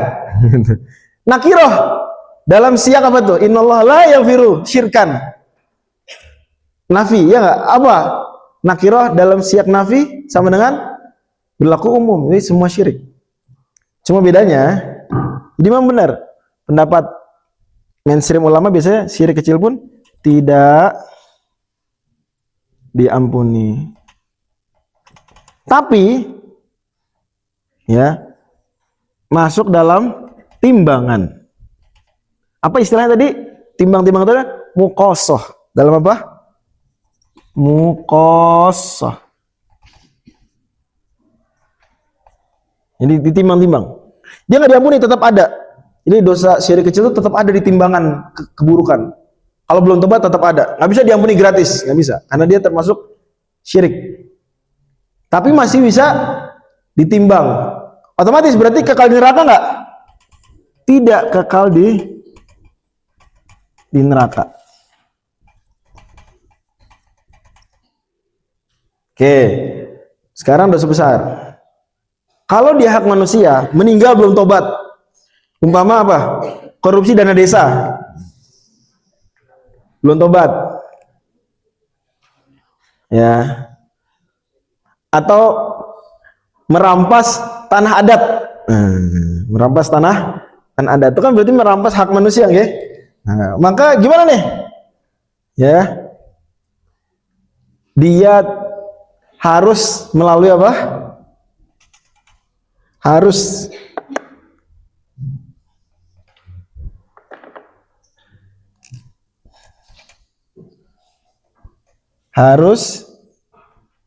ditagih oleh siapa? Oleh korban. Harus ditagih oleh korban. Gak bisa. Semua dosa besar terserah Allah. Korupsi dana desa dosa besar terserah Allah. Insya Allah faralahum. Oh, insya Allah enggak. Kan dosa berkaitan akhirat. Maka yang berlaku hadis muflis. Ya. Ya'ti yaumil qiyamati bi sholatin wa siyamin wa sadaqatin. Wa ya'ti waqad syatama hadza wa qadhafa hadza wa daraba hadza wa safaqa dama hadza wa akhadha mal hadza. Fayu'ta hadza min hasanati wa hadza min hasanati. Datang korupsi dan desa, satu desa ada berapa orang? Maksudnya 10.000. Ya, wes 10.000-nya datang satu-satu. Sesuai dengan dalam hadis Muslim, biqadri mazlamati, sesuai dengan kadar dosanya. Halo, repot nggih? Nah, nagih. Saya dizolimi. Nah, ambil pahala. Lama-lama pahala bisa habis nggak? Bisa habis, bisa nggak? Tapi seringnya sih kayaknya kalau sebanyak itu kezaliman bisa habis ya. Maka kata Nabi, fa in faniyat hasanatuhu ukhidza min khotoyahu, maka dia dikasih apa? Dosa. Bayar. Udah habis. Ya udah, dosa saya sesuai kadar kezaliman ya untuk Anda. Jadi tadinya mungkin pahalanya 100.000, dosanya 1.000 gara-gara zolimin korupsi dana desa, jadinya apa? Pahalanya habis, dosanya naik jadi 5.000. Waduh. Dzalika huwal khusrul mubin. Kalau dia ke Allah, nah ini baru berlaku yang tadi. Ya, sebagaimana di Jauhar Tauhid dikatakan, wa man yatub wa man yamut wa lam yatub minal khata fa amruhu mufawwadun lidzil atuf. Wa man yamut wa lam yatub min dzambihi fa amruhu mufawwadun li rabbih. Itu dalam Jauhar. Terserah Allah. Bisa Allah ampuni, bisa juga Allah tidak boleh. Kalau tidak ampuni, apakah langsung neraka? Belum tentu. Masuk dalam apa? Timbangan kosong. Ditimbang. Jadi tidak diampuni itu artinya ditimbang. Tapi kalau diampuni berarti ditimbangannya kosong atau ditimbangannya sedikit, nggak masuk. Berlaku juga hal yang sama dalam hak manusia, harus apa? Ditagih oleh korban. Tapi kalau sogir hak Allah, langsung diampuni dengan apa? Amal soleh. Innal hasanati yudhibna sayyi'at. Masa kecil gitu. Wallahu a'lam. Dah, selesai pembahasan kita malam hari ini, insyaallah. Tadi doanya bagus sekali ya. Allahumma ya waliyal islami wa ahli, tsabbitna 'alal islami hatta naqabal. Insyaallah begitu. Orang kalau akhirnya bagus justru berdoanya setulus ini. Ya, bukannya saya hanya saya orang Islam, yang lain kafir. Mungkin. Justru ya Allah, teguhkanlah kami di atas keislaman. Ya, silakan. Ada yang mau diskusikan boleh. Ya, boleh, silakan. Ada mic-nya nggak? Ada sajian?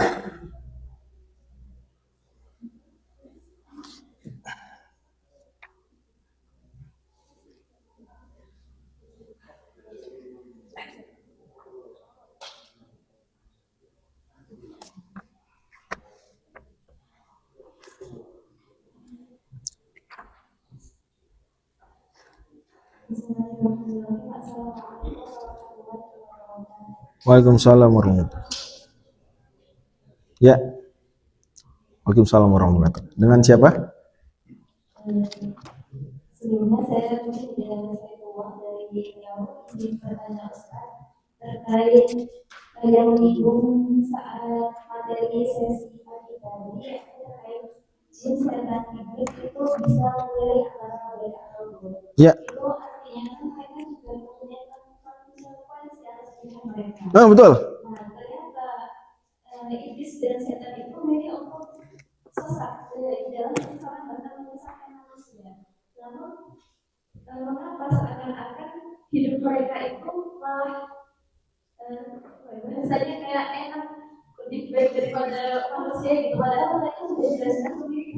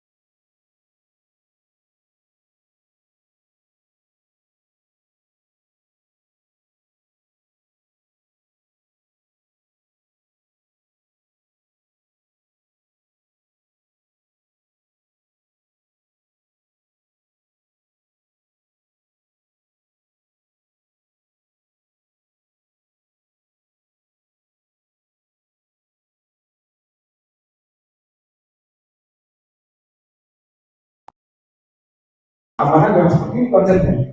Bahwa kalau dia banyak dosa, apa akibatnya? Kalau ini dosa banyak dosa, itu berisiko masuk akal lama. Ya nggak? Paham ya? Gitu.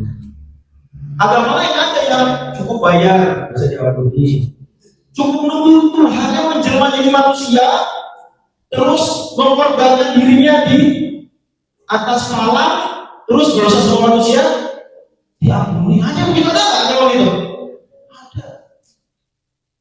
Kalau di sini begitu, enak aja begitu, diampuni gitu aja, bayar untuk ditebus Tuhan. Salah siapa? Yang lebih dosa siapa? Paham ya? Jadi sampaikan Islam apa adanya. Nanti dia meremehkan, benar? Terangkan. Masa meremehin? Siapa yang pede? Benar. Lantang masalah naruhillah yang memaklumkan. Sepede itu.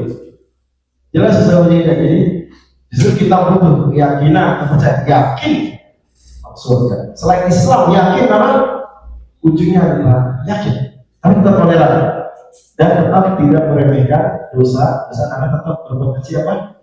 Di neraka. Emang enteng di neraka sehari, siapa yang mau neraka sehari? Doanya orang Islamnya Rabbana atina fid dunya hasanah wa fil akhirati hasanah. Kalau dulu ada neraka, enggak masukin neraka bentar. Ada nggak doa begitu? Ada nggak doa begitu? Wa ada fitnah nar wa yumai. Ada. Wakina.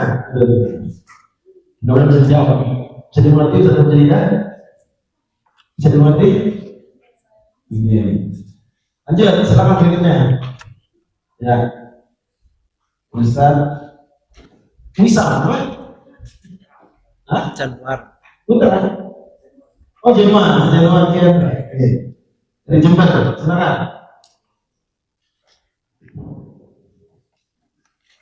Ya, bismillah.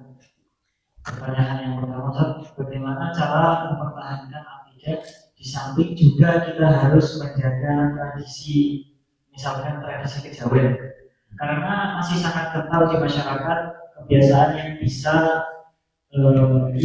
bisa dibilang itu menyimpang, seperti upacara petik laut dan lain sebagainya. Karena mereka juga biasanya itu denial, dibilangin mereka itu syirik, tapi mereka hanya berpendapat oh tidak, kami itu hanya menjalankan budaya kami. Dan sangat kental di masyarakat, terutama di Jawa itu, bahwasanya orang wong Jawa itu aja sampai hilang Jawa ini. Itu pertanyaan pertama. Lalu pertanyaan yang kedua dari saya, mengapa Allah itu di Al-Quran menggunakan kata dua, bukan dia aus? Ya. Yang pertama, bagaimana akidah dengan tradisi? Itu sebagai diterapkan Imam Asy'ari ya dalam ini, bahwa antara syariat dan tradisi ada tiga kemungkinan. Ini Israel tadi.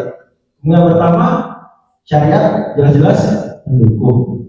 Kemudian kedua, syariat jelas-jelas menolak. Kemudian ketiga, syariat abstain.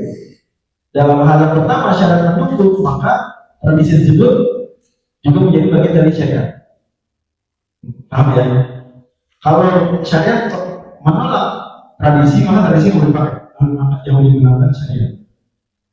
Namun, catatan, meskipun yang digunakan syariat, namun sebagai siasat dakwah, dan itu juga dilakukan dari zaman Nabi Muhammad SAW, maka tradisinya yang diislamkan, tradisi tidak dihilangkan, tapi diislamkan.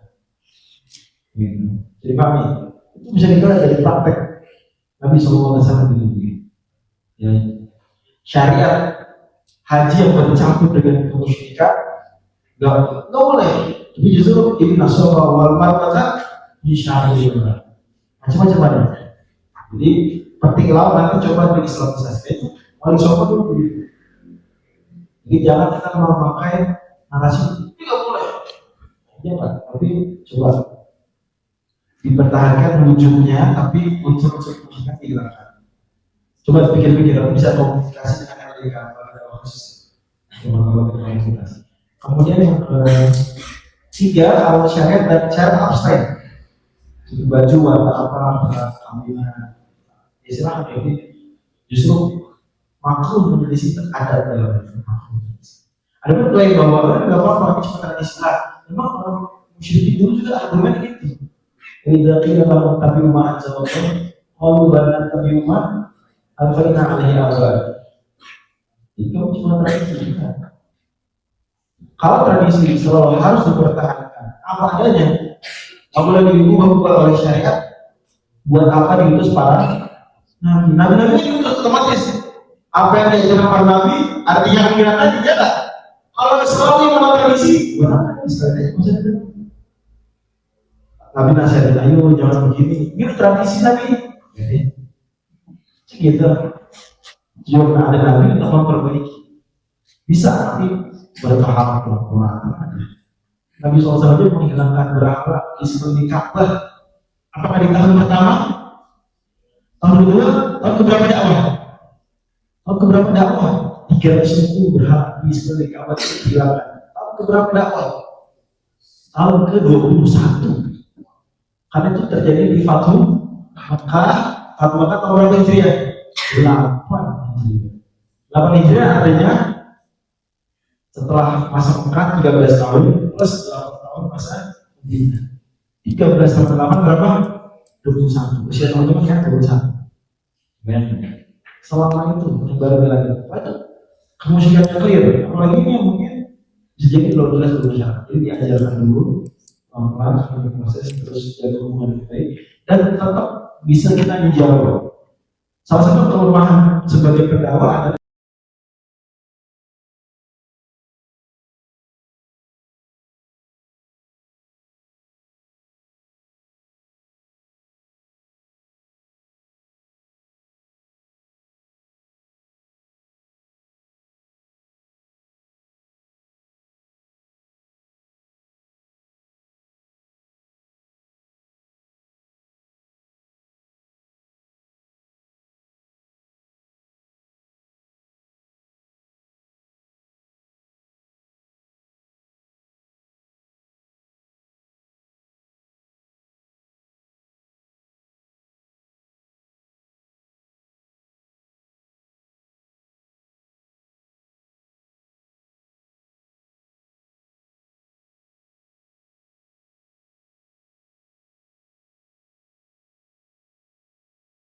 coba cari-cari buku-buku orang ulama-ulama cendekiawan Islam yang mereka perhatian besar terhadap hal-hal kejauhan itu ada di antara penelitian-penelitian mengungkapkan betapa eratnya Jawa dengan Islam sebelum penjajahan datang, sangat erat sebelum negara api menyerang ya nanti kalau Jawa dikaji jadi klaim bahwa kita ya nggak boleh kehilangan Jawa itu bisa kok. Muslim sekali sama Jawa tetap. Memang istilah kejauhan konotasi langsung sesuatu yang orang yang tahu ini coba nanti bisa dijelaskan apa definisi kejauhan. Apakah bisa Muhammadiyah tetap kejauhan? Sebenarnya menantang sebenarnya. Dan itu punya Prof. Burhan tadi ya, yang Muhammadiyah Jawa. Najib Burhani, Prof. Najib Burhani, Muhammadiyah Jawa nanti bisa dibaca. Coba datang coba Hadratul Syekh Hasyim Asy'ari pulang bajunya ala Jawa apa ala Arab? Hadratul Syekh Hasyim Asy'ari rahimahullah ala Arab. Kiai Ahmad teman seperguruan bajunya ala Arab apa ala Jawa? Apa namanya saya nanti Jawa. Ini satu hal yang sebenarnya sudah dilakukan oleh generasi awal Muhammadiyah. Kita ya ini Jember ini. Terus tentang apa tadi? Kedua, oh iya, gua ya, apa iya? Jawabannya memang Allah tidak belajar Islam ya. Makanya pilih salah satu saja kalau untuk menunjukkan apa? Islam. Gua bukan menunjukkan Islam. Dan ada uraiannya dalam ilmu sorof bahwa yang menjadi lebih mudah diucapkan dalam bahasa Arab itu hal-hal terkait dengan mudzakkar itu lebih mudah. Sama-sama ada apa tapi harus dipahami dalam konteks yang benar. Al-mudzakkar at-tadhkir wal-asrar. Tapi itu harus dipahami dalam konteks yang benar. Maksudnya prinsip bahasa Arab dibangun atas kesederhanaan. Lebih sederhana, lebih terkait dengan mudzakkar itu bisa. Jadi bisa tidak ditambahkan butot, terus tidak perlu tambahin alif, ha, lain-lain gitu. Tapi bisa dikaji nanti. Ada sebagian orang yang penafsir dalam bahasa ini, kira-kira simpulannya seperti itu. Nanti coba dicek video saya, ini 3 tahun lalu kalau saya. Apakah bahasa Arab itu patriarkis di YouTube ada? Ini apakah bahasa Arab itu pro laki-laki, mendiskriminasi perempuan, apakah? Kalau masalah saya bahas itu di situ. Saya uraikan pendapat penafsir. Tapi gampangnya buat sini tidak menunjukkan hanya efek efisiensi saja dalam bermasa. Dan Allah memilih itu dengan kehendaknya karena Allah menunjukkan kebijaksanaan. Ya, masih lagi? Ya, silakan. Silakan. Yang belakang dulu, ya. Bismillahirrahmanirrahim. Nama saya Berlarang dari PNS Brebes. Izin bertanya Ustaz, terkait di sesi pagi tadi tentang pemahaman deisme. Saya pernah membaca salah satu argumen daripada deisme yang diutarakan oleh Leibniz. Dia mengatakan bahwa Tuhan kan tadi bahwa Tuhan menciptakan tapi tidak mengurusi. Nah, ketika Tuhan itu mengintervensi pada ciptaannya, itu menandakan bahwa ciptaannya itu tidak sempurna. Dia menganalogikan dengan jam. Apabila pembuat jam itu kemudian dia harus selalu menyetel jamnya itu, sama saja bahwa ciptaan jam tersebut tidak sempurna. Yang kedua, sudah dibahas bahwasanya Tuhan tidak memiliki konsep ruang dan waktu.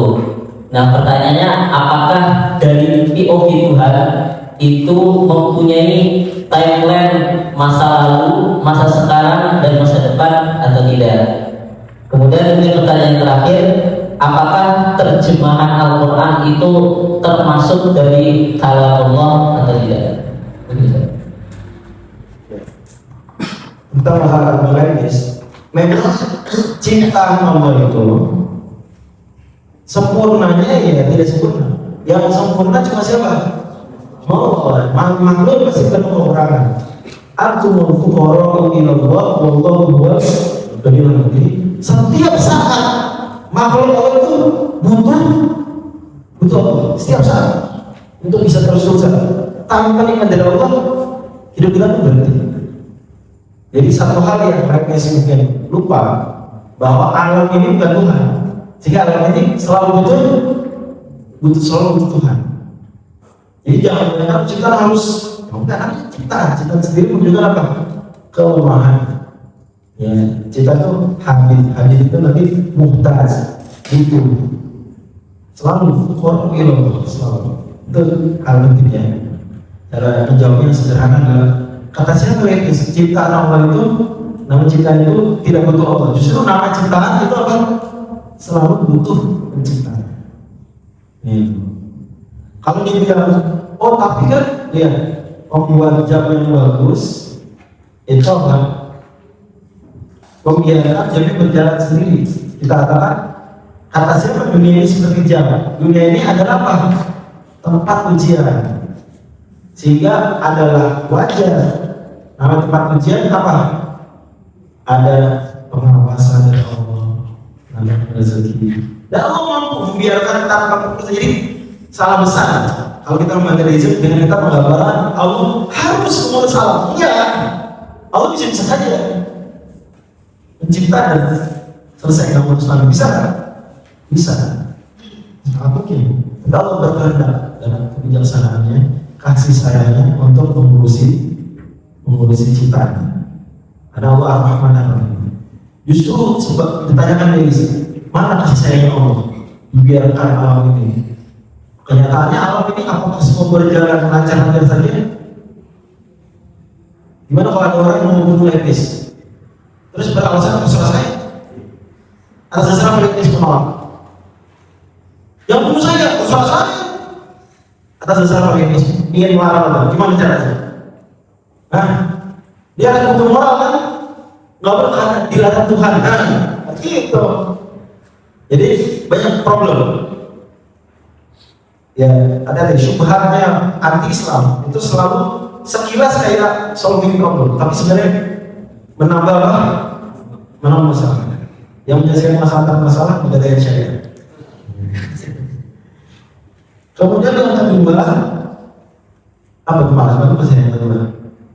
Apakah di Oh iya, bagi Allah itu ada masa depan. Allah tahu segala sesuatu sesuai waktunya. Tapi sama saja bagi Allah masa depan, masa lalu sama-sama Allah ketahui. Tapi Allah ketika menjadikan segala sesuatu itu diajari bersama dengan waktu-waktunya. Tapi Allah tidak terikat dengan waktu. Jadi tetap Allah menartikan ini hari ini, menartikan itu hari esok. Hari ini hari esok beda bagi Allah.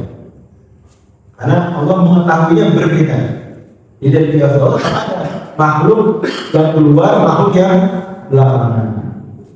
Nabi Musa diutus lebih dulu daripada Nabi Muhammad. Tapi itu dari sudut pandang makhluk. Allah tahu dari sudut pandang makhluk. Jadi bagi makhluk ada masa depan dan masa lalu. Tapi bagi Allah tidak ada masa lalu karena waktu tidak berjalan di dalam pada zat Allah.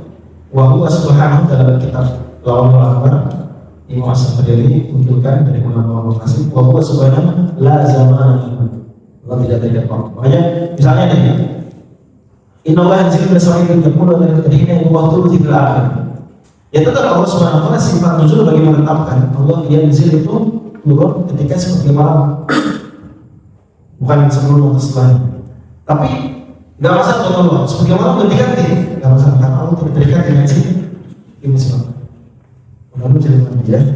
Jadi saya boleh jelaskan lagi, Allah SWT tahu waktu itu berbeda-beda. Waktu di dalam makhluk. Tapi waktu tersebut perbedaan tadi tidak mengikat dan tidak berlaku bagi kita. Jadi paham? Belum bisa jawab. Kemudian yang ketiga adalah yang tadi disebut nulis apa? Oh, terjemahan yang itu bukan. Itu makna dari firman Allah.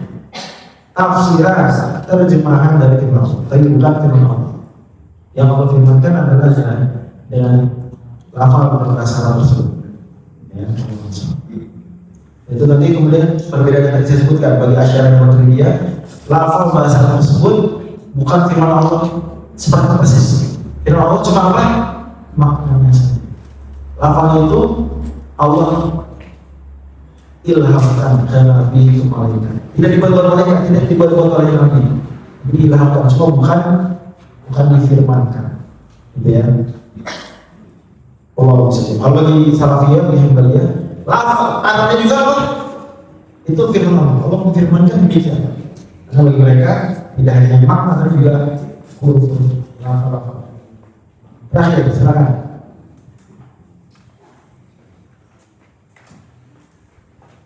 Gak apa-apa ya kan? Karena pertanyaan kali ini antar malam kan? Assalamualaikum warahmatullahi wabarakatuh.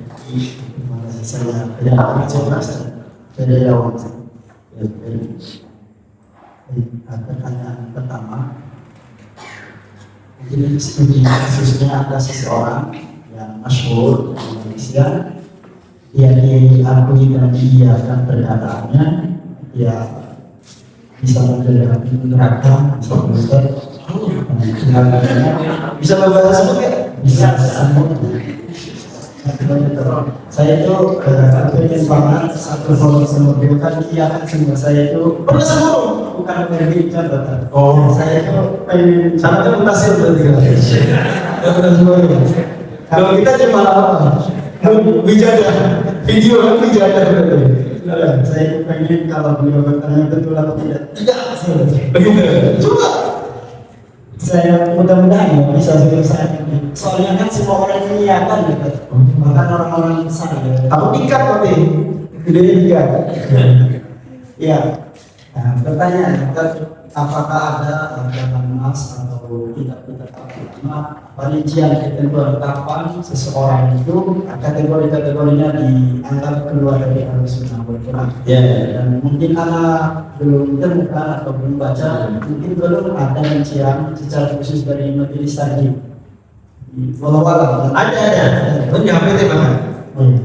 Nah, itu kategorinya apakah ada dalam nas? Kemudian yang kedua kembali ke dosa itu. Apakah misalnya ada orang yang ingin bertobat, misalnya dia kena membunuh, lalu dia pengen banget tobat, pengen minta maaf, tapi orang ini sudah meninggal sebenarnya. Itu statusnya gimana? Misalnya dia ingin minta maaf, tobat, apakah dia tetap tidak dimaafkan di akhirat nanti? Kalau belum minta maaf langsung ada orang yang berhasil selama ini. Kita kapan negara soal jemaah ada di HPT? Ya kan yakini itu barang siapa orang meyakini apa yang disebutkan tadi kan ahli hak wa sunnah. Wa khalafa ahli bid'ah tidak itu kan. Jadi iman itu siapa yang mengatakan berlawanan dari HPT dalam barang dia melakukan bid'ah. Tapi ini kita perlu biasa disebutkan. Termasuk akidah tauhid ini. Ya. Berarti kebalikannya itu bukan sunnah. Mungkin lebih rinci soal ini biasanya ada kitab-kitab yang perbandingan yang besar-besar kan bisa lebih rinci lagi. Kemudian yang kedua, gimana kalau udah menyesal nih, apa segala macam. Maka dia berusaha saja memperbanyak pahala dia supaya seandainya dikurangi masih ada pahala. Itu satu. Dua, dan dia bertobat kepada Allahnya. Kan rukun tobat ada berapa? Atau syarat yang disilakan 3+1 diterangkan yang Nawawi dalam kitab Riyadhus Shalihin. 3 yang berlaku semua dosa apa? Berhenti, al-ikhlas, menyesal akan nadam, bertekad kuat tidak mengulangi atas pengalaman dari Allah. +1 yaitu kalau berkaitan dengan hak manusia, maka apa? Minta maaf, bayar utang, mengembalikan uang korupsi dan sama-sama. Nah, kalau dia sudah 3 yang pertama, tapi terhalang yang keempat ini, karena keburu meninggal atau sesuatu yang di luar kemampuan dia, maka maksimalkan saja tobatnya. Karena masih ada kemungkinan yang bersangkutan di akhiratnya baik. Masih ada kemungkinan. Jadi nggak semuanya gini, betul. Nah itulah cara memahami hadis pembunuh 100 nyawa. Ada nggak hadis pembunuh 100 nyawa? Tahu kan hadisnya terkenal, hadis Imam Muslim. Kemudian dia membunuh 99, terus nanya, masih bisa kasih tobat? Nanya kepada ahli ibadah, mana mungkin udah banyak kayak begini. Akhirnya ya udah, sekali aja lengkap 100. Maka masih keinginan tobatnya membuncah, sehingga dia bertanya, diarahkan kepada ahli ilmu. Kata ahli ilmu, apa yang lebih baik dan tobat? Siapa yang mau lebih tobat? Apalagi idhab ila arti fulan. Tapi ketiga, kota lain fa'in na'ardoka ar-musuh, karena tempat tinggalmu banyak keburukan, kamu terlalu terus membunuh. Sehingga cerita dia pergi menuju negeri Tobat. Ya nasib di negeri Tobat. Di tengah jalan apa? Kemudian diskusilah malaikat apa? Rahmat yang malaikat azab. Ini punya tanggung jawab saya kan ya dalam keterangan. Soalnya mau tobat atau malaikat tapi kan masih OTW. Belum nyampe. Nah, Allah SWT dalam hadis disebutkan Allah kemudian menggerakkan bumi sehingga jarak diajak kota Tobat apa? Lebih dekat. Kemudian juga udah diutara malaikat kemana dan kemudian apa dekat ke kota Tobatnya. Dia disebut sifatnya orang tersebut dimaafkan, ditaubat ya mungkin. Pertanyaan itu 100 orang apa kabar? Mereka nggak nanya. Nanti terangkan malam. Allah membuat mereka ridho ya, istilahnya irdhul khusam. Allah membuat khusam-khusamnya itu ridho. Jadi masih ada peluang tersebut, masih ada. Tapi ya nggak mudah, dan jangan menggampangkan urusan tersebut. Kalau kita menggampangkan malah berarti Jadi mengurangi kualitas tobat. Tobat itu semakin kita menganggap besar dosa dan serius tobat makin bagus. Berarti apa ya? Tobat kalau kita makin menggampangkan, makin apa? Makin lemah dari tobatnya. Allah saya akan bilang di sini. Orang biasa bahas, mau minta maaf dari kita, harus minta maaf, minta dari ini. Mau bayar utang bertiga, ada solusinya bayar utang keluarganya, segala. Pokoknya jangan pernah putus asa dari Allah. Inna Allah yang terus menjadinya, tapi tetap berusaha mengurus akal korban. Demikian yang memang benar sudah menjadikan langsung bawa untuk berjudi masalah.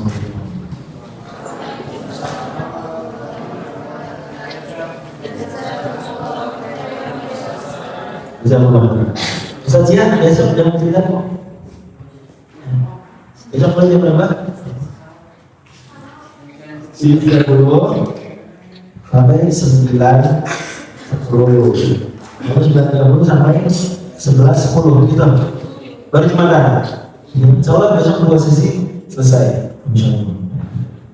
Nah, kita di cara saya itu cuma dikit. Kita udah melewati yang sekali apa? Para pesawat sudah. Oke, silakan Mas. Apa itu?